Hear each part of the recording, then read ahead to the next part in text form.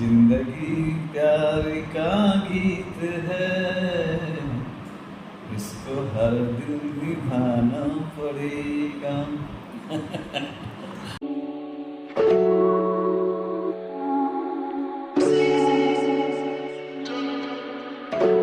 आज हमारे inspire series में एक ऐसी पर्सनालिटी जो एंटरप्रेन्योरशिप के दुनिया में कई बार ऐसा क्या होता है कि हम कई ऐसे एंटरप्रेन्योर्स को शायद इग्नोर कर देते हैं जिन लोगों ने अपनी ज़िंदगी में बहुत कुछ किया है लेकिन शायद टैप्ड हैं, अनटैप्ड हैं, शायद लोगों के सामने आते नहीं हैं। बट हमारा ये सौभाग्य है कि आज हम ऐसे ही एक मल्टीपल बिजनेस को संभालते हुए एक एंटरप्रेन्योर हैं जो करीबन 37 ईयर्स से इस बिज़नेस में हैं। और इससे पहले कि मैं आपको इंट्रोड्यूस कराऊँ, एक बात कह देते हैं कि हमारा ये इंस्पायर सीरीज़ का एक साफ मकसद है कि हम इसके ज़रिए लोगों तक दो हिस्सों में एक फ़ायदा पहुंचाना चाहते हैं। एक कि आप ऐसे लोगों को जानें, उनके स्ट्रगल्स की स्टोरीज सुनें, और आपको ये पता होना चाहिए कि आपकी स्ट्रगल की जो शुरुआत हुई है, कुछ लोगों ने उसको हासिल करने के बाद ज़िंदगी में बहुत सारी चीज़ें पर्सनली प्रोफेशनल हासिल की हैं, तो इससे आप इंस्पायर भी होंगे। एट द सेम टाइम आप कई लोगों में कई बार हम ऐसा होता है कि अपने आप को अकेला पाते हैं और बहुत चीज़ सोचते हुए भी नहीं कर पाते हैं, तो आपको उसमें इंस्पिरेशन ज़रूर मिलेगा।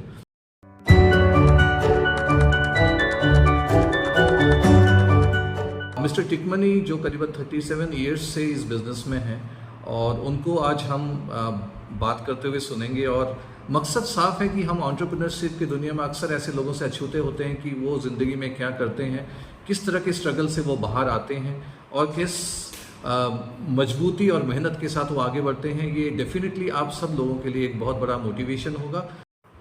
Sir, welcome to our show. और आपसे सबसे पहला सवाल मैं करना चाहूँगा कि 37 साल 37 ईयर्स ज़िंदगी में बहुत कुछ होते हैं, इनफैक्ट आपसे बहुत कुछ सीखने का है, लेकिन हम जानना चाहेंगे कि आपका रोड मैप क्या रहा है ऑल दिस 37 ईयर्स, मतलब आपकी जर्नी किस तरह से रही है। 1986 से बेसिकली जो है, मैं राजस्थान से हूँ। मैं 1986 में 37 साल पहले मैं उड़ीसा के निकालनों से आया था। मैं वहाँ बिजनेस कुछ हमारा जो फैमिली बिजनेस कुछ डिस्टर्ब हो गया था, तो सबसे पहले मैंने और मेरे दादाजी ने यहाँ ग्रोसरी का दुकान शुरू किया। तो एकदम ज़ीरो थे, कुछ फंड नहीं था, किसी रिलेटिव से पैसे लेकर उसको एक मिनिमम बेसिक नीड्स को हमको कवर करने में, अचीव करने में हमको कम से कम 9-10 साल लग गए। फिर 1996 में मैंने एक और फर्म शुरू किया। उसमें मैंने बड़ी बड़ी जो कॉर्पोरेट जो कंपनीज हैं उसका मैं डिस्ट्रीब्यूशन लिया मैंने, लाइक फेविकॉल, गोदरेज लॉक्स, ऐसा। उसके बाद में 99 में मुझे एक मौका मिला कि मैं कुछ प्रोडक्शन में, कुछ इंडस्ट्रीज में जाऊँ मैं। तो 1999 में मैंने पेंट इंडस्ट्रीज मैंने स्टार्ट किया। 2-3 साल तो बहुत दिक्कत हुआ मेरे को, लोग यहाँ पर लोकल प्रोडक्ट जो है एक्सेप्ट करने को तैयार नहीं थे, किंतु कुछ समय के बाद लोगों ने उसको एक्सेप्ट किया और वो इंडस्ट्री भी काफ़ी अच्छा चला। वो चलते चलते उसके बाद 2011 में मुझे चाइना जाने का मौका मिला, घूमने गया था। तो वहाँ जाने के बाद मुझे मालूम पड़ा कि यहाँ से भी कुछ बिजनेस हो सकता है। तो मैंने वहाँ से कुछ मशीनरी टूल्स आइटम्स मैंने लेकर यहाँ पर उसको सेल करने का कोशिश किया। 3 साल लग गया मेरे को बिज़नेस को स्टार्ट करने में, बहुत सारी दिक्कत होगी, सक्सेस नहीं हुआ मैं। उसके बाद वो भी चला। तो अभी मैं 2011 से 2023 12 साल से पेंट इंडस्ट्री चला रहा हूँ और चाइना बिजनेस जो है कटिंग टूल्स का। सर, ज़िंदगी का एक पर्पस होता है और वो पर्पस को अक्सर लोग डिफ़ाइन नहीं कर पाते हैं, और जिसकी वजह से कारण स्वरूप आप देखते हैं कि लंबे अरसे तक, शायद 30 साल की उम्र में 40 साल और 50 साल, यहाँ तक कि अपने ज़िंदगी के आखिरी दौर में भी इंसान सिर्फ यही सोच रहा होता है कि वो किस लिए दुनिया में आया था, और उसे बड़ी तकलीफ़ होती है अगर वो उसको अचीव नहीं कर पाता है। तो मैं आपसे पूछना चाहूँगा कि आपकी ज़िंदगी का पर्पस क्या है।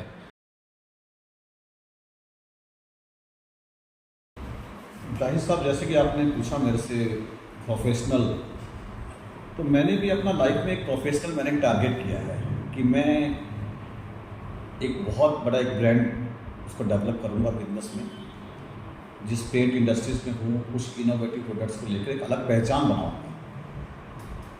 तो अभी नो डाउट कुछ मैंने हासिल किया है, किंतु जो चीज़ अभी तक नहीं कर पाया हूँ उसकी कोशिश कर रहा हूँ और लग रहा है कि आने 2-3 सालों तक मैं इसमें अच्छा खासा इसके अंदर मैं हासिल कर पाऊँ। बाकी आपने जैसे मेरा पर्सनल जो आपने पूछा आपने, तो मैं हमेशा समझता हूँ कि आदमी की प्रोफेशनल जो है अचीवमेंट के अलावा एक और पर्सनल भी होना चाहिए।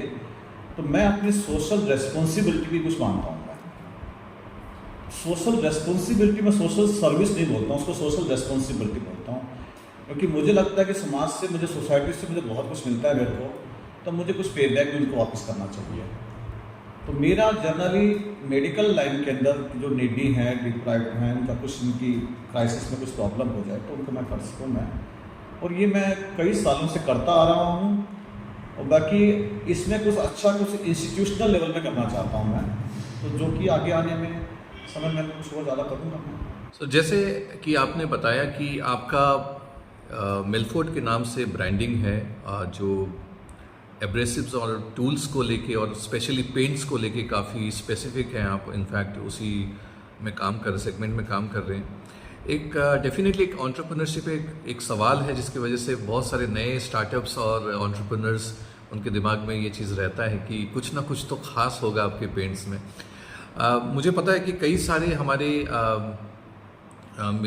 पेंट्स की कंपनी है और इतने सारे बड़े दिग्गज कंपनीज के सामने अपने आप को एक प्लेस करना, सेटल करना एक अपने आप में बहुत मजबूती वाला काम है। तो मैं जानना चाहूँगा आपसे कि आपका जो ये ब्रांड है जिसको आपने बिल्टअप किया है इतने गुज़िश्ता कुछ सालों में, इसकी यूनिकनेस क्या है, बेसिकली क्या ख़ास है इसमें?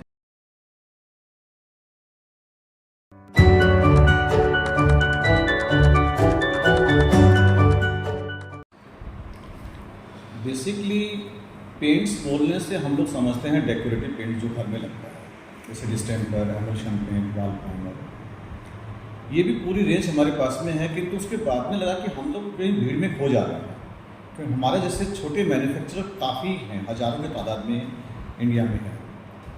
और जो बड़े बड़े ब्रांड जो हैं, एशियन पेंट, बर्जर पेंट, उनके सामने हम छोटे प्लेयर जो हैं वो टिक नहीं पाते हैं। तो मैंने एक काफ़ी बड़े समय के बाद में डिसाइड किया कि मैं इसमें कुछ एक डिफरेंट ट्रैक में जाऊँगा। तो मैं कुछ अभी पेंट्स में इनोवेटिव प्रोडक्ट कुछ लेके आ रहा हूँ। ऑलरेडी मैंने 1-2 प्रोडक्ट इंट्रोड्यूस भी किए हैं, जैसे मेटालिक शाइन पेंट है, and very soon I am coming with some new products like innovative products like neon paint है, ग्लो पेंट है। बेसिकली आपके पेंट लग्जरी सेगमेंट के हैं। ये right, artistic paint, art paint, जो आर्टिस्ट के जो पेंट लगते हैं उसकी सेगमेंट में हम लोग जनरली जा रहे हैं। तो उसमें जनरली काफ़ी मतलब 95% बोल सकते कंपनियां नहीं हैं, तो हम तो एक डिफरेंट ट्रैक पे ले रहे हैं और उसमें हमको सफलता भी अच्छी मिल रही है। सर, कई बार ऐसा होता है कि आपकी ज़िंदगी में कुछ एक ऐसे लम्हात होते हैं जिस टाइम में आपका डिसीजन मेकिंग प्रोसेस बड़ा मायने रखता है। तो कुछ ऐसा ज़िंदगी में जो आपको उस डिसीज़न को लेने में आपको काफ़ी तकलीफ़ों का सामना करना पड़ा, जो आज भी आप याद करते तो शायद आपके रोंगटे खड़े हो सकते हैं? जाहिर साहब, आपने एक बहुत अच्छा प्रश्न किया आपने। 1999 में, इससे पहले मैं ट्रेडिंग में था, तो मैंने डिसाइड किया कि मैन्युफैक्चरिंग में जाऊँगा, पेंट्स का मैन्युफैक्चरिंग में। That was the toughest time, वो सबसे मेरा कठिन टाइम आप उसे बोल सकते हैं, क्योंकि घर वाले ऑब्जेक्शन कर रहे थे। जिससे भी मैंने बात किया अपने परिवार में, अपने दोस्तों से, तो हमारे पूरा सर्कल में किसी भी प्रोडक्शन में, मैन्युफैक्चरिंग में कोई नहीं थी। तो वो मेरा बहुत चैलेंजिंग था, बहुत कठिन टाइम था। सब लोग नेगेटिव रिपोर्ट दे रहे थे। मार्केट रिसर्च किया, वो भी नेगेटिव थी कि यहाँ के लोकल प्रोडक्ट उड़ीसा में चलेंगे नहीं। फिर मैंने अपने आप से पूछा कि मैं कर सकता हूँ, नहीं कर सकता हूँ। तो अल्टीमेटली मैंने डिसाइड किया कि मैं इसको कर सकता हूँ, करूँगा। और आज लगता है कि वो एकदम मेरा राइट डिसीजन था।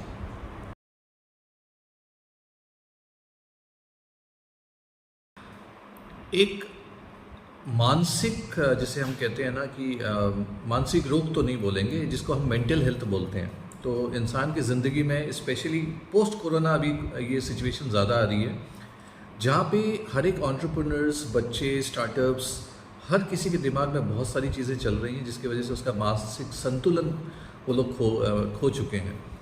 तो मेरा डायरेक्ट सवाल आपसे ये है कि मिस्टर टिकमनी बेसिकली अपने मेंटल हेल्थ को अच्छा रखने के लिए क्या करते हैं? जाहिर साहब, ये जो आपने प्रश्न किया, इसका एक बहुत अच्छा एक प्रैक्टिस में है। शाम के 7-7:30 बजे मैं कैफ़े कॉफ़ी डे चला जाता हूँ, कॉफ़ी हाउस में 2-2.5 घंटे मैं वहाँ रहता हूँ। मैं जो भी काम करता हूँ अपने आप से पूछ रहा हूँ कि वो ठीक है या गलत है। Review and planning in details, planning in advance. So basically अपने आप से बातें करते हैं। मैं अपने आप से बात करता हूँ कि मैं ठीक हूँ क्या नहीं, उसमें मुझे, और मैं बहुत सारा रिव्यू करता हूँ, प्लानिंग करता हूँ, तो उसमें काफ़ी सारे मेरे क्वेश्चन को मुझे अपने आप से उत्तर मिलते हैं, और वही मेरा सबसे बड़ा सीक्रेट है अपने आप को ठीक करने का। पर सर कॉफ़ी डे में थोड़ा सा महंगा ऑप्शन है, तो आपके मेंटल हेल्थ के लिए ठीक है, लेकिन बेचारे जो लोग वैसे करना चाहते हैं उनको चाय की खट्टी भी देखनी पड़ेगी। सर आजकल एंटरप्रेन्योरशिप को लेके काफ़ी सारे यूथ स्टार्टअप्स इंगेज्ड हैं, कई सारे प्रोग्राम्स होते हैं, कई सारे मैंने आपको स्टार्टअप फंक्शंस में भी देखे हैं जहाँ पे आप जाते हैं, लोगों को इंस्पायर करते हैं या बात करते हैं, किसी की काफ़ी बार आपको देखा है कि आप लोगों की हेल्प करते हैं, उनके साथ कनेक्टिविटी बढ़वाते हैं। मेरा ये लास्ट सवाल है, इसके बाद में हमारा दूसरा सेगमेंट स्टार्ट होगा। सवाल ये है कि इस सेक्टर में आपकी एडवाइस, बीइंग एन बिजनेसमैन, आपकी एडवाइस क्या होगी स्टार्टअप्स को और एंटरप्रेन्योर्स को जो ये वीडियो को देख रहे हैं? मैं देख रहा हूँ कि यूथ जो है आज का 24-25 साल के अंदर, वो लोग इस कुछ करना चाहता है, कुछ बनना चाहता है, किंतु दिक्कत ये होती है कि मतलब मेरे को ये लगता है कि मतलब कोई भी काम करने से पहले उसका रिसर्च करना चाहिए। ये नहीं कि मेरा पड़ोसी ये कर रहा है या मेरा पहचान का वो कर रहा है, वो सक्सेस है, अच्छा कमा रहा है, तो मुझे मतलब जिद में नहीं करना है या किसी को देख के नहीं देख कर नहीं करना है। और कुछ भी काम करने से पहले उसका डिटेल रिसर्च किए, मेरे कॉम्पिटिटर कौन है, उसका मार्केट साइज क्या है, और आने वाले दिनों में या कुछ सालों में उसका क्या डिमांड रहने वाला है, उसको रिसर्च करके प्रॉपर प्लानिंग करके उसके बाद में वो एंट्री करता है, तो उसको ज़रूर सक्सेस के काफ़ी चांसेस बहुत बढ़ जाते हैं। तो मेरा यही एडवाइस है कि आप उनको प्रॉपर रिसर्च कीजिए, प्लानिंग करके उसमें काम को स्टार्ट कीजिए। तो आपने बहुत अच्छी बात करी कि रिसर्च बहुत ज़रूरी है, क्योंकि आप मोटिवेट होकर किसी से कुछ नया काम कर भी देंगे लेकिन आप ज़्यादा दूर तक नहीं जाएंगे। ये एक आम चीज़ लोगों में देखी गई है कि हम एक दूसरे को या तो ज़िद में या तो एक दूसरे का देखने के बाद में हम स्टार्ट कर लेते हैं, लेकिन क्योंकि हमारे पास स्ट्रेटजीज़ नहीं है और हमारे पास उतना बैंडविड्थ नहीं है या बहुत सारी ऐसी चीज़ें नहीं है जिसके हमने पहले से सोचा है, तो वो बाद में जाके तकलीफ होती है और कई सारे स्टार्टअप इसीलिए फेल हो जाते हैं।